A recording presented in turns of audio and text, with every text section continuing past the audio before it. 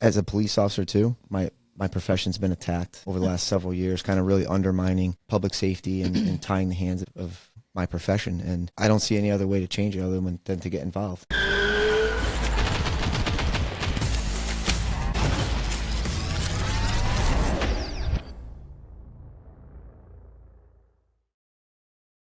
Welcome to Lock and Load Podcast. I'm Michelle. My name's Josh. And we're here with John Paul Dorais. He is running for the 17th District 17th Senate. And he will represent the towns of Naugatuck, Beacon Falls, Bethany, Woodbridge, Hamden, Derby, and Ansonia. Got them all? Got them all, That's yep. good. Lots of them. Currently, right now, there is a Democrat senator seated in that seat. And An anti-gun Democrat for the 2A people here. yes. So we wanted to bring John Paul on here so you could have a idea of who he is. If you're in the district, definitely keep an eye out for him. If you're not in the district, please help him out in any way you can. So, John Paul, tell us a little bit about you. Sure. So I live in Beacon Falls, married to my wife, Courtney. We've been together forever, since middle school, basically, right? So 20 plus years with 3 beautiful kids. I'm a police officer, local police. Spent some time in local government doing planning and zoning. I was on the Planning and Zoning Commission for the town of Beacon Falls, but really built my life around public safety and community service. I was a high school basketball coach for about a decade within the district, and I gave that up to coach my own kids. I have 1, 3, and 5-year-olds coaching youth sports in the district. It's Got your hands full. It's awesome, but it's great. Yeah. Thank you for having me too, by the way. Every time I talk to you, you're always busy, and you do a lot with the family, which is awesome. So you're a definite family guy. Yeah. It was nice to meet you and find out that you were kind of like a neighbor, which was Same that was town, fun. yeah. Yes. And so you decided to run for Senate. Okay. What made you decide to do that? Really, my biggest motivating factor is my kids, really. I mean, you look around at this state and, over the last 15, 20 years, I really started paying attention more to politics in the state. And, it's as a police officer too, my profession's been attacked over the last several years, kind of really undermining public safety and tying the hands of my profession. And I don't see any other way to change it other than to get involved. And, That's Cabrera awesome. that I'm running against, he's unopposed. He was going to run unopposed for a second election cycle, and the timing really just worked out. Last election cycle, my wife was pregnant, and it probably wouldn't have been an ideal time to do that. It's a little with hard. a newborn coming in January, and just starting a new session if you got in. Yeah, right. Oh my goodness. So the timing worked this time around, and committed and ready to go. So being law enforcement, you are a gun owner aside from just your duty weapon, correct? Oh, absolutely. Yeah, I've had my pistol permit since I'm 21 years old. And, Okay. Lifelong carrier. Yeah. So you're one that's getting, with the current regime up in Hartford, you're getting, for lack of a better word, attacked on your professional and on your personal life. And then we can go into, whether we're talking about economics and taxes and just in every which way possible. But for the sake of this being a 2A, basically podcast.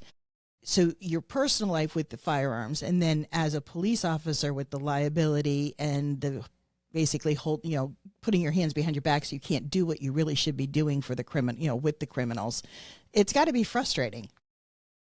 It is, sure, but there's a few of us out here that still do the job. Yeah, we're gonna work tirelessly to make these communities safer. Still proactive, still doing what needs to be done to keep communities safer.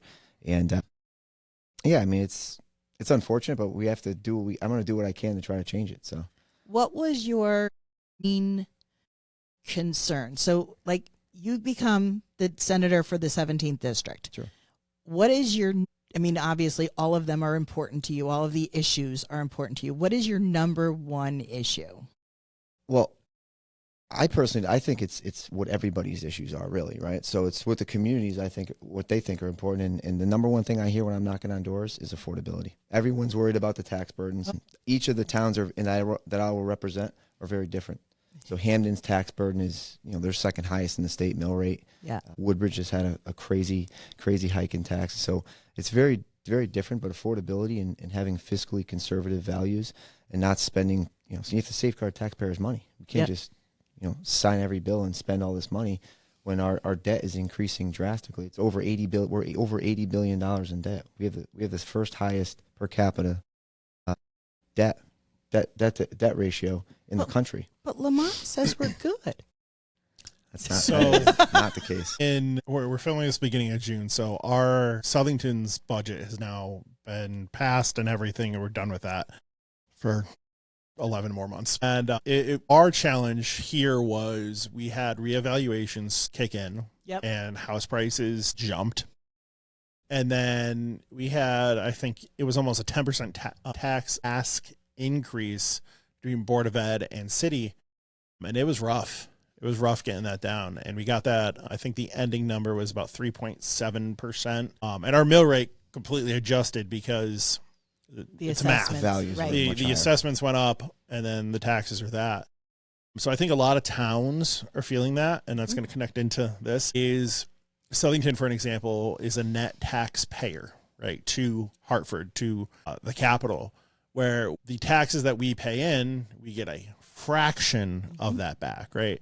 So I'm sure a lot of people on social media probably saw your local state reps and state senators, especially if they were on the left side of the political aisle, gallivanting with the crumbs they were giving back to the towns and cities. And it really was crumbs to the towns. Yeah. Southington got about $1 million in one-time funding. Bristol, which is 1.5 times bigger than Southington in population. We're about 42,000. They're like 65,000. They got $4 million. So they got 4 times the money, but they're only 1.5 times bigger. Wow. So I don't know. But that was how the numbers, that's how the cookie crumbled. No, and it's true that the towns, it's hard in Connecticut. And you're going to represent a lot of towns. Oh, right. Yeah. This is a big district. You got a lot of walking to do. That's okay. Yeah. Maybe you've heard, I don't know if you have, but I've run a bunch of ultra marathon distance races. So yep. I'm no stranger to covering a lot of ground. So you're just going to see him run between each house. I actually am I'm going to run from Hamden to each of the town halls. It's about 40 miles, 48 really? miles. Yeah, I'm going to do that. That's cool. Just to take in the district. That is. I heard this thing. So this guy that I follow on social media, right? He's like, if you want to hate our country, watch the news. Yes. But then he goes, if you want to love your country, bike across it. So he did this tour where he biked across and he got to take it all in and meet people, see people, check out. I think that's important to me. So I'm going to run it on foot and take it all in and see. Let us know what the date is on that. I will, yeah. And I'm sure you're going to have flyers, right? Yeah, you should try to plan what time you're going to be at each thing for how long. Yeah, it's a pace. Yeah, check out pace and elevation and stuff. But I'm definitely going to do that. So I'm going to start early morning in Hamden, and kind of run through Bethany to Woodbridge and hit the valley and work my way up. It's going to be every year. Cool. Our wonderful U.S. State Senator Murphy says he goes throughout the state.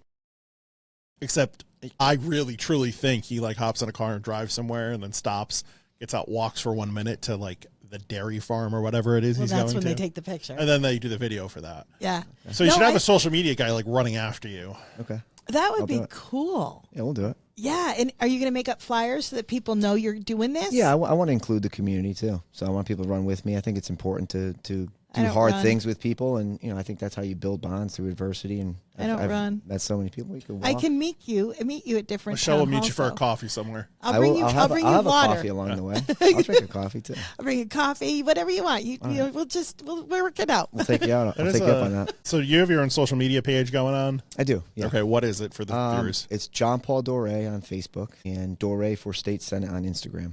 Okay. Yep. My advice: social media. Throw all that on social media all the time. Oh yeah. Local group pages. Yep. I think that'd be pretty interesting. Well, and I'll help. I'll push when I get it. That's why I said give it to me, because I'll push that stuff out in a heartbeat. Thank you. No, I this is exciting to me. I don't think I've been this excited about a senator, campaign in my district in a very long time. We've had, George Logan was there. He was great. Not as strong as I would like on the 2A issues. He was only there for 2 years, right? One term. No, I think he got in 2 terms. Was it 2? It was 2 terms. Because that was a blue seat that flipped red, that flipped back blue. It's very winnable. It is. Looked. Yeah, I was looking at the numbers earlier. They were very close races. I think when Logan lost, it was about 1,000 votes or something. Or Well, I'll say less than that. when Logan ran the first time, the senator that had been sitting there had been literally there for decades. And they kept saying that nobody would ever beat him. He was never going to go anywhere. And the big joke was he was going to die in his chair, but Logan did beat him. It is winnable. It's not in that area. There's certain parts that are harder to get, Hamden, Woodbridge, that are harder because they're majority on the Democrat side. Which is interesting for Woodbridge. Yeah, it is. I've always said that. Yeah. Considering They're they're like a rural kind of rich town. It's kind of like a Greenwich that's jammed below Waterbury, I guess. Yeah. No, it's an interesting makeup, because you have that and you have Hamden and then you have the Valley. Yeah, you have a very interesting district. It's very diverse. Very, very diverse. And unfortunately, it's a hard thing. You have a big job ahead of you because it's so many towns and so many areas. It's a big amount of ground to cover. And I know the person that ran before George Logan for that position, he had missed certain towns completely. And it was a good run because I worked on the campaign. Okay. But how do you miss a town? Time. It just... because it's so much there, it's so vast. And he thought at that time, the town one of the towns that he had missed, he thought he had locked. He thought for sure, no problem. And then he ended up losing it. Yeah, I don't think we could take anything for granted in the state. You have to work, you have to earn people's trust and respect. And my campaign is very much Connecticut focused. I'm not focused on national politics. I'm worried about Connecticut. We need the tax burdens here, the public safety here. We have to do a better job creating, making it a more favorable place to run small businesses. You guys are no stranger to that. But, we need to have commercial tax base. We need to have senators that support local, small businesses. And that's certainly something I'm going to do and work on. So I love it. I absolutely love it. I've had conversations with you. And when I first met you, I asked you a lot of questions. And I felt bad because I felt like, oh, shoot, this guy's coming to see me. And I'm just like... Michelle does that a lot, to be honest. So. Well, it's how I do it to figure out you are. And when we locked down Fazio, we met him at a Samson's, fundraiser, his first fundraiser for this cycle. And Michelle, we're like, can we just steal you for a minute? And 5 minutes later, he's like, I got to go do this. Well, because everybody was grabbing on it, but he gave us the time, this which was back was awesome. in January or December or something. But then, and then I found out about you and everybody, for me, because I'm on the RTC in Beacon Falls, and everybody's talking about JP, and I'm going, who's JP? Like, somebody want to help me out here? And then they told me, and they gave me a little bit of a bio on you, and I was like, oh, I need to meet JP. Okay. So. I got a question. Yes, sir. While Michelle thinks of her question. Okay. So there is one other police officer that is a House rep in. Greg Howard, yeah. Yep, Greg Howard, thank you. His name was in there. I don't think there's any others. Just one more from Waterbury. Oh, there is? Yeah. Okay. My curiosity, and I'm assuming, how long have you been a cop? 14 years. Okay. How is the balance going to work out? So I would assume you're going to stay on. Oh yeah, absolutely. Yeah. So part-time legislature. So when we're in session, I'm going to be working around the clock, which no stranger to that either. So I'll be in session during the day, work evening shift, work midnights, whatever I need to do. But I have the support of my agency. That's what I was going to say. To make the flexibility work. But no, I intend to stay a police officer the whole time. So I would assume so. I would assume so. You don't want to give that up. No, never. So my question was, recently, this last legislation, they passed a prohibition on future sales of cruciform trigger type convertible pistols. Glocks for the people at home. Glock clones. There's a few that fall in. You got to know what kind of trigger you have. Because, they didn't make it easy. Because you guys take apart your guns all the time and know what every part in that handgun is. Yeah, and you know the difference between a cruciform trigger and a Timney trigger and this trigger and that trigger. It's going to be it's not an easy one to, wander through. But in your career, because they did this because they said it was going to make us safer, okay? They passed that on the idea that by taking these firearms away from law-abiding citizens, it would make us all safer. It would stop the criminals. So I'm gonna pivot off this and say, out of all the criminals you've arrested with a firearm, have any of them and if so, how many, been legal firearm purchases by that individual? Very few. Very few. Well, criminals get arrested, right? They Yes. shouldn't. They're felons. They're they're not able to possess guns legally. They had a misdemeanor disqualifier. So they're not law-abiding gun owners, Right. to begin Exactly. with. So how do they get the guns? They come from down south. They straw purchases, stolen generally most of the time. But I've never seen a law-abiding person with a Glock switch. I've seen many come they're off illegal. of felons, and a lot of times it's juveniles. People, Yeah. there's serious issues in the state where juveniles are carrying guns, and those Glock switches, they're a trophy piece for these kids. They carry them everywhere, and they flaunt it on social media. They're posting that they're carrying, and they have that full auto capacity. And, Well, 'cause there's 30 round stick mags, and Which There's- are also illegal, right? For and these yeah. these laws seem to be working really well for stopping criminals from getting these illegal guns. Yeah. Well, I was told it was because if we take them from the law-abiding citizen, then the criminals can't steal them from us. But he just said the South, did he not? And I know that for a fact as well. Well, and the break-ins and everything else, there's you know a- that too. Municipality around here that we shipped back a Browning 22 for them and down to South Carolina that was stolen 10 years before that and showed up in this city. And the owner, they traced it and he wanted it back. It's a little rusted. I don't think I would have taken it back, but it came from down south and was used in a crime. So, A 22? yeah. I mean, not the best option to use in a crime, but Better than too nothing. much. All right. So, in your opinion, do you see that any of the gun laws that have been passed in, say, the last 15 years, okay, or since Sandy Hook, so what's that, 13 or so, have any of them made us safer that you think? No. Okay. I think it seems like yearly there's bad legislation. Well, and they said that attack gun rights. yes. Well, and this yearly year it seems like the they high are- capacity magazines, the AR bans, now this ban. Now you're gonna have a pre-ban, post-ban. they've work already its put way up out through in the Supreme media Court. that next year they want to tighten up the red flag laws.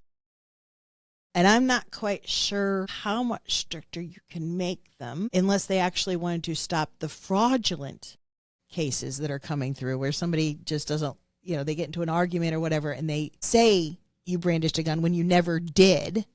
Because we know that happens quite a bit. There's been FOIA requests on that. And I think the percentage was something like 60% of those kinds of cases where it's an argument or more with the neighbors or that kind of stuff, that 60% are actually fraudulent. They never happened. But yet the person that still gets that charge, and even though it gets dumped eventually, still has to go through all the hoops, still has to lose their gun, still has to go through all of those, which I get the concept behind what they're trying to do, but the execution is not working, if that makes any sense. Yeah, I think a lot of times legislation gets pushed through and they don't really think through how these the risk protection orders are going to be enforced and how long we're going to store people's guns for And where. and what that process looks like and where, they don't have and I think they keep at local municipal police departments for maybe 2 years or so, but while they don't account for how long these hearings take, how people have the right to have hearings, right? But then you have to staff those hearings and see those processes through. So I think They a forgot lot of times the- when legislation gets passed, they don't really think Right. of all the the practicals, like how they're going to actually apply that or follow through with or that. they don't care, right? So going back to 5043, the cruciform trigger bar ban this year, Glock debate, the Glock bill convertible pistol ban. started at 2 a.m. Yeah. right? And went till I think 6 or 7, something like that.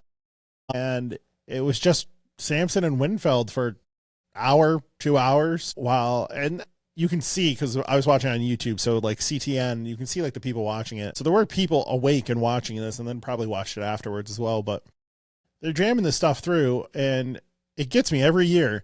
Sampson proposes whatever the amendment might be. Common sense. Common- Actually, true common sense. True common sense. Winfeld says, yeah, that's a great idea, but we're not going to go and do that at this time. And then they vote it down. Like, it amazes me that they might agree with it, but because they try to jam this thing through last minute all the time, it's always the last week that gun bills get passed. And in this case, it was literally the last day of the wee morning that got passed. And you have an uphill battle in the Senate. But I'm here for it. You're going to flip that seat. I am. And I hope so. I'm excited. I'm going to work very hard for it. I have said this year is, again, it's one of the most exciting years for me to go to the voting booth this year. Most of the time you go, you hold your nose and you vote for the lesser of the evils, and you're like, oh, okay. This year, the candidates coming up I love them. I'm happy. Yeah, I'm very happy with Fazio and Corey. You were there Friday. Were you a delegate? I was not, no. Okay, so were you there Saturday morning? Saturday? Yes. Okay. So for the viewers, I met JP at Fazio's Friday after party meet and greet. I guess meet and greet is probably the right term. Yeah. Along with probably some other guests that are coming on here eventually. Yes. I met a lot of people that night. And it was so nice for that. We were going into that convention broken, right?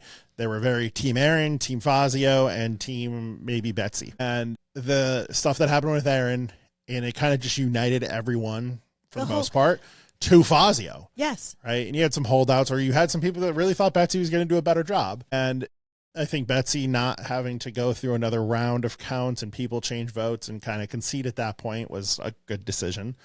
And then when we came to the lieutenant governor spot, Ackert could have primaried, right? He was kicking like 20% or so. And his speech he gave, his concession speech, I'm like, where was this guy? That was great. Where has he been? I was like, you should have sounded like that when you were talking to people, man. He always voted with us. Yep. He always has been there and been solid, but the enthusiasm, did you see his speech? I missed it now. The enthusiasm of him up on that stage, I'm like, it was like a Rob Sampson. It was awesome. Great. He spoke at an event in Hamden. I'm really that the RTC put on. I hope he goes back to running and runs for his rep spot because I would love to keep him there. And I think when you get up there, you have some good people up there to work with. There's some fantastic people. Doug Dubitsky is way out, on the Rhode Island border, and he's one. Chaplain. Of course, yeah, Sprague is actually where he lives. Okay. But it's one of those things where you sit there and you go, I am nowhere near his district. Every time I talk to him, he goes, where's Beacon Falls? But yet I can call him and talk to him during legislative session, during the judicial, and you say, okay, explain to me what the verbiage is on this, because I'm not getting this, and I think we need to add this, and this, and this kind of stuff. And he always takes the phone calls, and he's there for his constituents. And I see that with you. I know that you're going to be one of those guys too that's going to be there. I think that's one of the most important things is like you have to be able to field calls. Yep. Right. You're there to represent your district and your voters, and I don't care about party lines. I'll vote. I want to work for I want to work for Democrats. Everybody. For everybody, for the district. I don't even care. Like, I don't ask people what their affiliation is. I knock on every door. Hey, how you doing? I want to represent you. Yeah. And treat people with dignity and respect, like I was, brought up to do. And I want to work for everybody. But I think it's the way it should be. We have to get back to a more balanced legislature in Hartford, because you can't. There's no representation up there. It's a one party. One party vote every time. And they're emboldened with what they can do. They just think they can do anything they want, and they can right now. So going back to the communication aspect, I know you've emailed your current and hopefully former state senator. I hope. How's the communication been with him? I do get answers periodically. When I send testimony up, I get crickets, absolutely nothing. When a bill, I usually will start emailing when the bills start filtering in, even though they're not tapped down and exactly what they need to be. I start emailing just to say, and I do it for both the rep and the senator, just to say, hey, I'm a constituent. This is how I feel. This is what I'm seeing is coming down the pike. I'm going to be watching it, and I really hope that you keep in mind, blah, blah, blah, blah, blah. And those I usually get nothing. Every once in a blue moon out of those, and there's several throughout that time period, and then off season too, like when it's not legislative session, if something's going down, I'm still writing. They still represent me. Every once in a while, I get your candid or your canned, thank you very much. I appreciate you reaching out, and I'll take your opinion into consideration. So I never truly get a conversation. I've asked. What's worse, that answer or no answer? That answer. Yeah. For me, don't blow smoke up my butt. I think what was pretty alarming to me is that, during this session, right, there was so much public hearings, right, and hours of testimony, and then on each of these bills, the homeschooling bill, the medical mandate stuff, this gun bill, they vote through no matter what. Which the hearing was the same day for all three of those. Yes, right. That was, but it was a mess massive there. opposition, Right. and they Massive don't care. opposition. They're not listening. No. Right, and then it's just vote, and then Trump is bad. Republican senators try to come in and amend stuff, which are very common sense things that make Get us a list. right. Get us Let a us list. know what's not Get us- legal. Yeah, exactly. Give the FFL some sort of a grace period, because when we order guns from a distributor, they don't give us the manufacturer date. They don't give us the insides. So right now, when we import it in, and because that's when we get it in, right now we could get a felony D because we've taken possession. Because by federal law, you have to take possession if it shows up on your door. And then we can send it back out. But they didn't allow for that grace period to send it back out if it's no good. It put FFLs Now, in a did they ask you guys for your input on this legislation? That was one of the amendments that we talked to Rob. We both talked to Rob. So he asked, right? That would make sense, right? But nobody else ever asks. They don't even ask the SLFU, right? There are some intelligent people that work in the SLFU, and we'll just leave it at that. And that know or understand these laws, and they don't ask the people that they employ.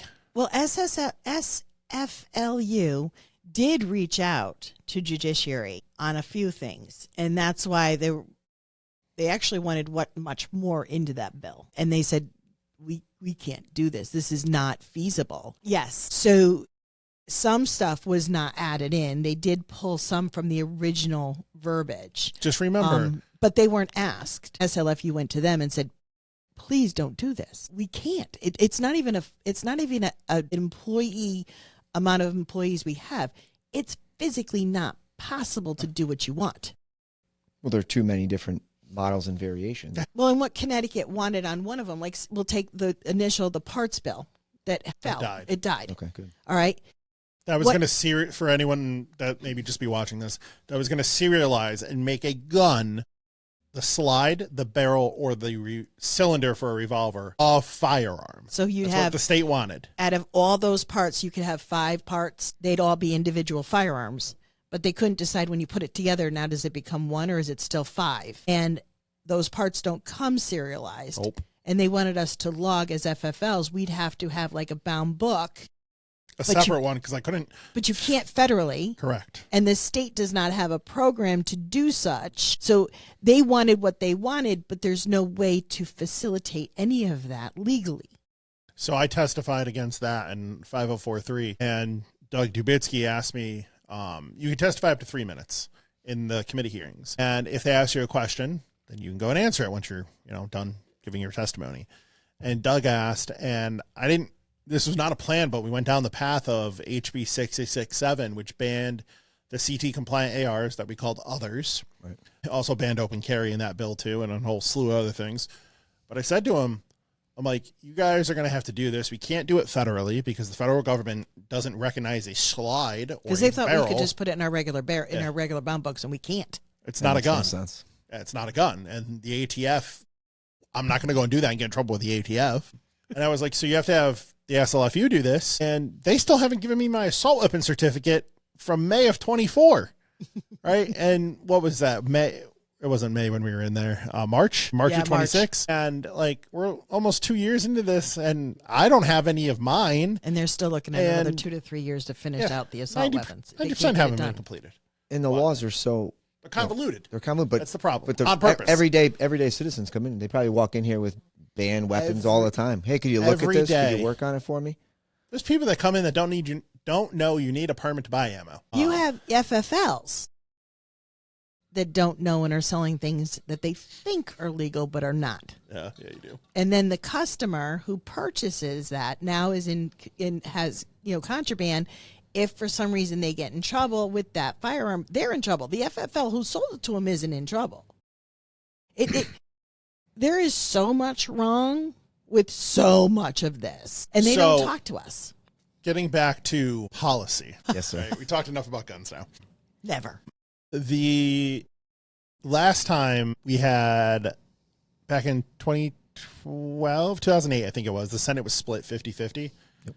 I think that was the time frame. Close to. Yeah, it was before. Right. Yeah. It was 16-16. And the Republicans had some power because you had a split Senate. Can we get back to that this year? It's a possibility. That's a big jump in 1 year. But it's possible, right? I don't think there's a Senate seat going uncontested. There are 50-ish House seats going uncontested right now.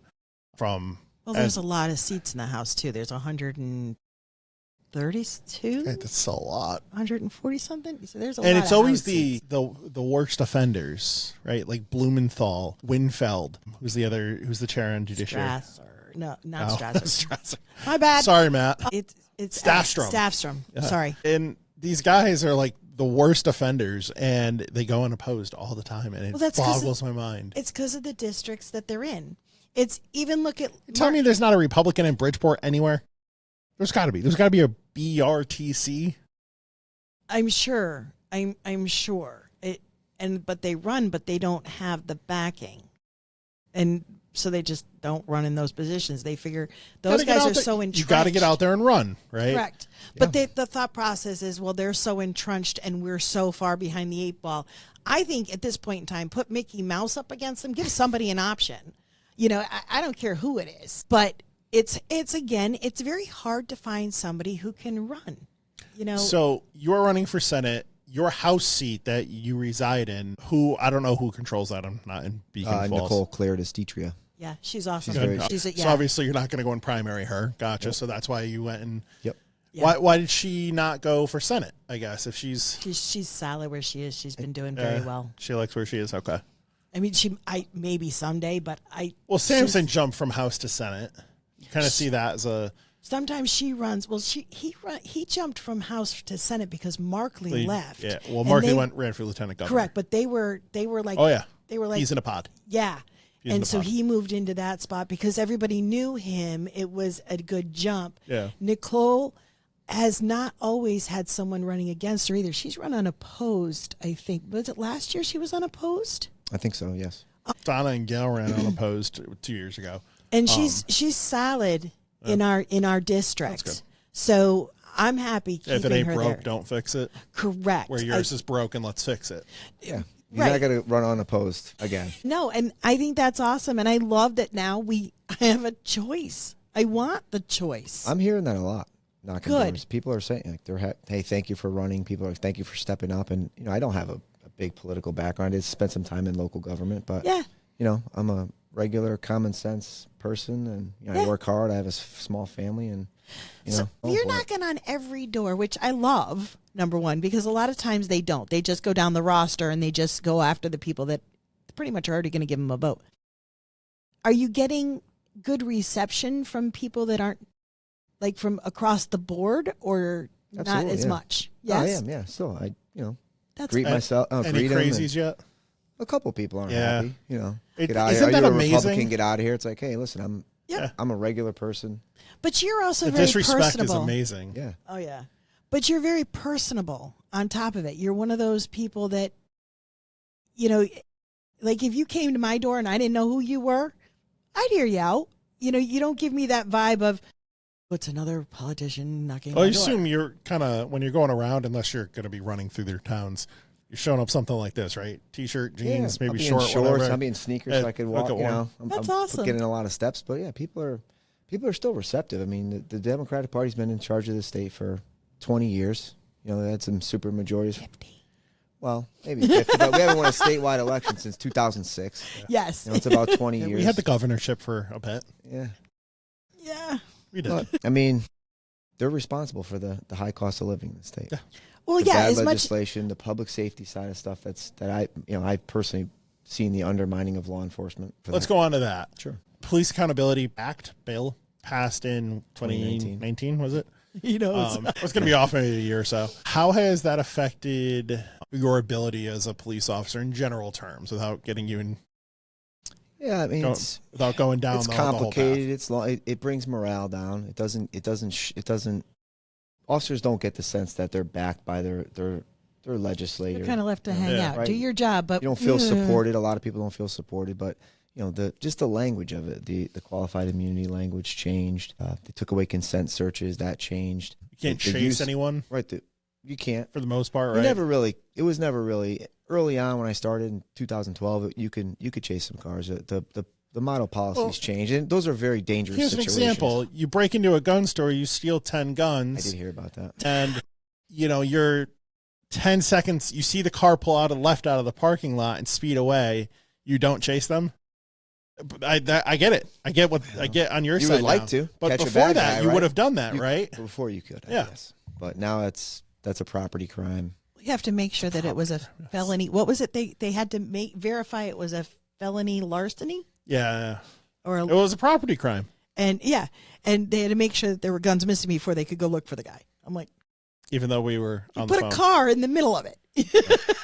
Oh, that was But anyways. But the job changed a lot since 2012. I mean, we used to have, they decriminalized marijuana, so you used to be able to search cars on smell of weed. Yeah, they're legalizing it. Now they just passed some legislation where there's no cap on the THC levels. Like, it's just none of it makes sense. It's like, how high do people really need to get? I make a joke when I drive through Hartford, and I'm like, oh, I can smell Hartford. Well, here's my question. Hit the little side circulation. Okay, so marijuana's legalized. Okay, yada yada.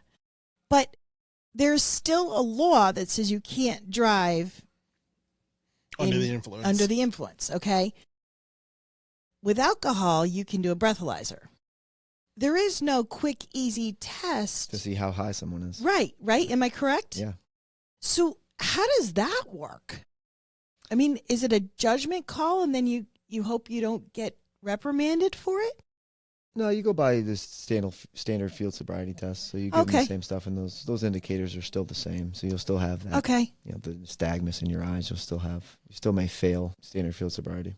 Because I've always, I've noticed since they legalized it, I personally think that has a big thing to do with our vehicle issues as far as wrong way drivers, because all of a sudden that spiked up once we legalized marijuana.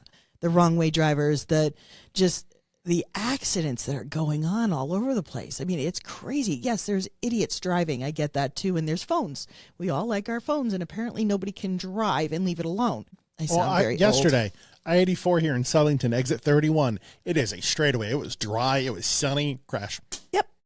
No, it's not. One car crash. Oh, distracted. Yeah, I go. How does this happen all the time in the same spot? Well, and I drive every time I drive home. Never fails. There's that one car in front of me that zips out of nowhere, comes in, and then is like, and slows way down. And I'm like, oh, he's on the phone. You just know it. Right. That's when we need legal train horns on cars. Well, and instead they're going to do all these cameras for speeding. And, I get it. The speeding's out of control. I have my own opinions on all that. I'm a speed demon myself. Just saying. Are you for the speed camera in town? I will confidently say I will vote against every speed camera that is proposed in Southington. No, I'm not for it. I like that the money stays in town. And I think people on that drag were going way too fast. I don't like cameras. I think we need to post an officer. Make the officer. That's what I've said. I think it needs to be done by an officer. Because there's discretion involved. Correct. Well, that you need to have a conversation with people. You lose the human element trust in the community. Hey, what's going on? I was speeding because I was going to an emergency or something. Yep. Or you're going to an emergency. Yep. You get a $75 ticket in the mail. I don't know.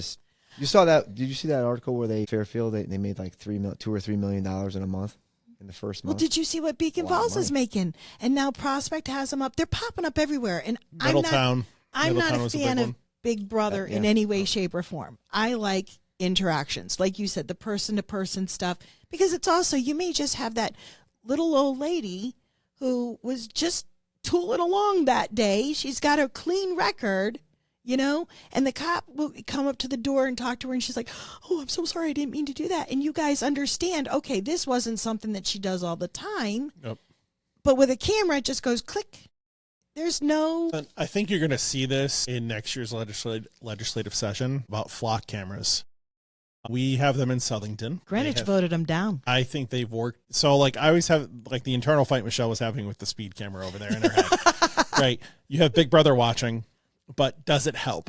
I think it has It in town here. absolutely helps. Times I don't like it. it tells you, it tells the local agencies when stolen motor vehicles or vehicles used in felonies are coming to town. It'll set an alert off. Yep. And then the cops know to respond. Hey, there's a bad actor on this side of town. Let's gravitate over there. So I've it's seen being- it solve murder cases, kidnapping cases. So it's being watched like live, no, it's basically. it's No, not they being get watched live. alerts. But say that vehicle that broke into the gun store, right? Yeah. Takes off. Now you put a flock alert on the plate or even the make and model, and you could find where that car goes. Not turn for turn, but once it passes when it hits camera, it'll kind of hits one give you of an those idea cameras. of path of travel. I've seen it. A lot of success stories with those. I think they And can so do a has- lot of help. We've seen less break-ins in town, car break-ins, Well, because the criminals are now realizing they're getting caught. look at all the ring cameras and everything else. Yeah, Everybody too. with cameras. I mean, you can follow somebody all over the place between ring cameras, the cameras on the roads now. I relate it to the You TV can show. and can't, though, Correct. right? So, and that's where the Big Brother conspiracy hat goes on. Could somebody, and we're not talking police department, It's easier right? said than done, in my personal experience. But could it? Yeah, but you still have to go and get the footage, right? Right. Yeah. And yes, It's not just like, I'm going to go lock in those cameras. No, you're not.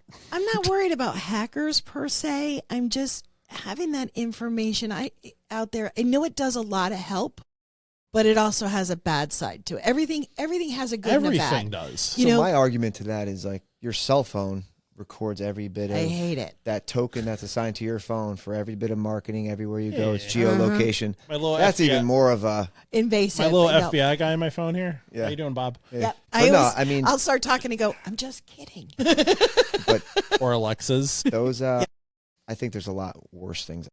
Those flock cameras solve a lot of crimes. Yeah. They do help us Did it together too. that are The very TV serious in show, nature. I don't know if you've ever watched it, Blacklist.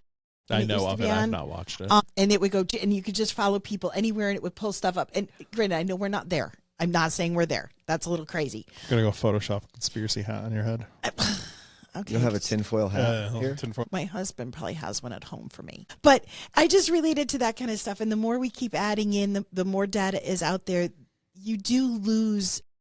It helps. Don't get me wrong. I'm saying it helps, but you do lose privacy also.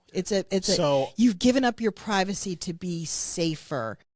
And maybe in that case, it makes more sense versus me giving up my gun rights to be safer. So, balance to balance.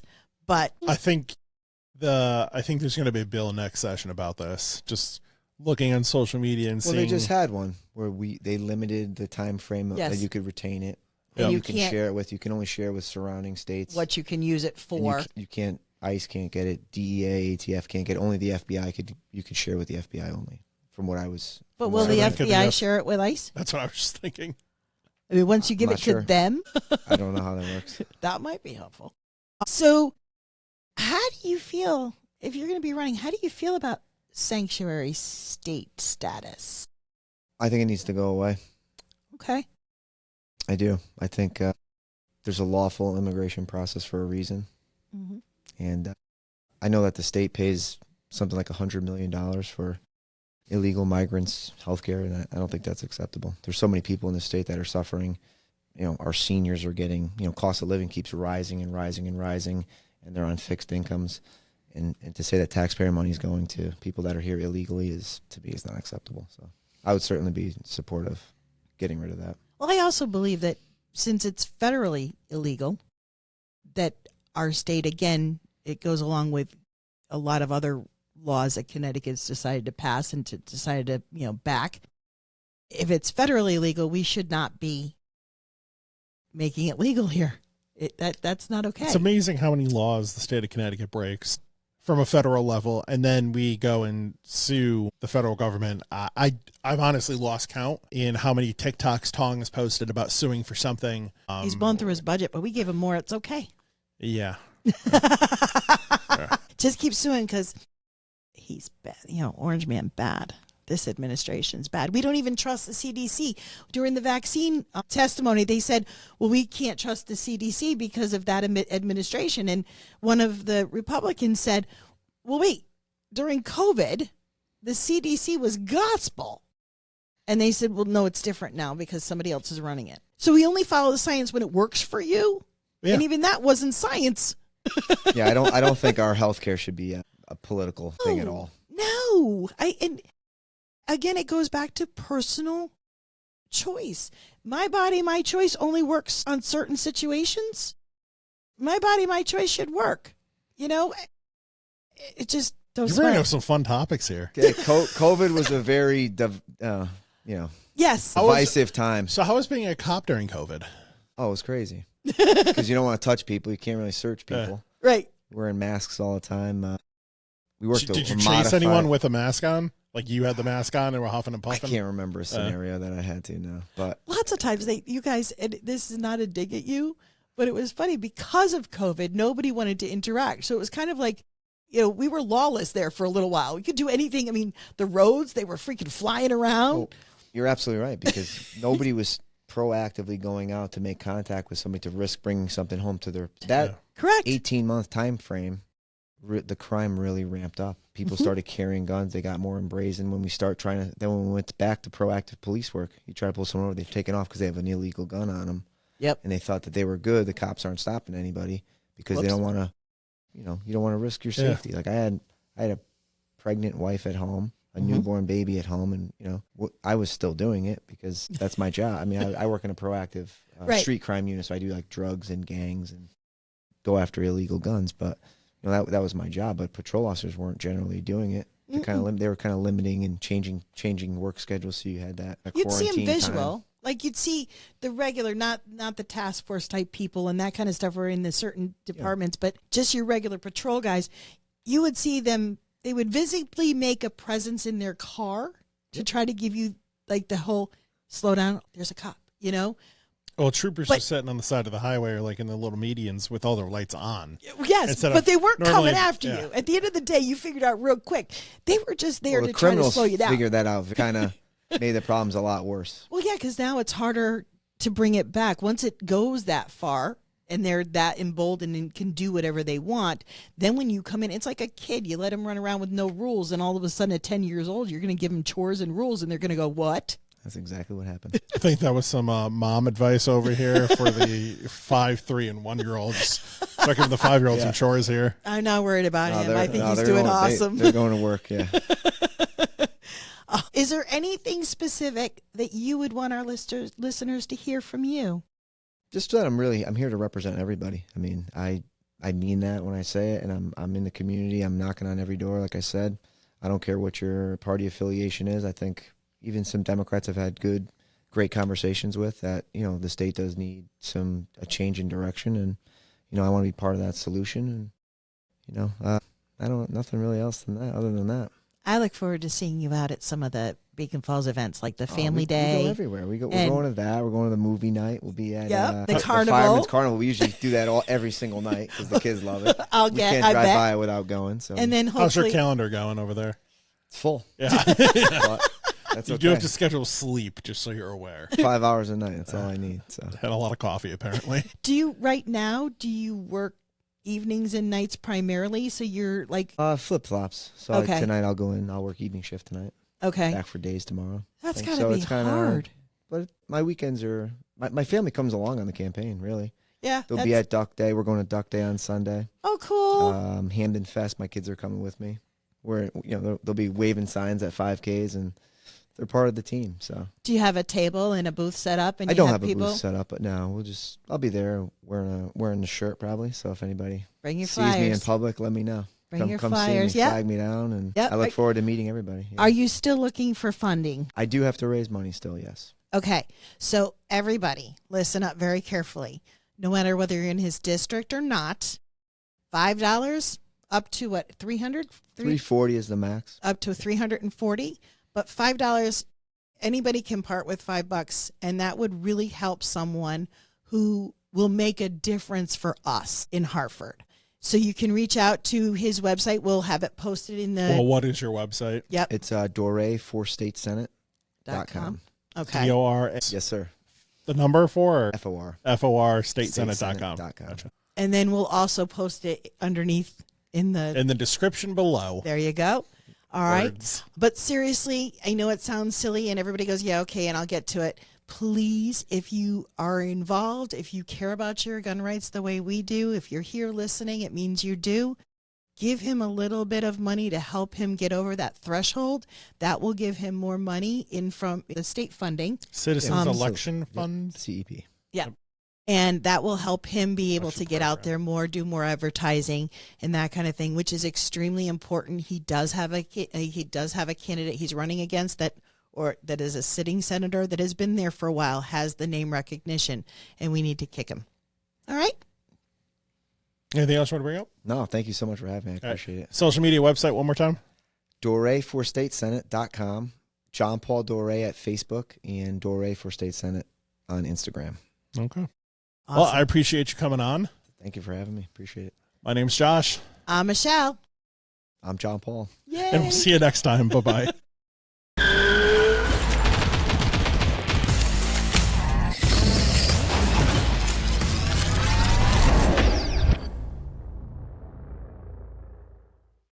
Lock and Load Podcast is sponsored by Lock and Load Firearms, Connecticut's #1 rated gun store and pistol permit class on Google. Come check us out, 1573 Meriden Waterbury Turnpike in Southington. Lock and Load Firearms. Lock and Load Podcast is also sponsored by Patriot Wear Holsters, custom-made Kydex holsters locally made in Waterbury, Connecticut. www.patriotwearholster.com and use code LNL Podcast for 10% off your purchase. Orders available for shipping or pickup at various locations.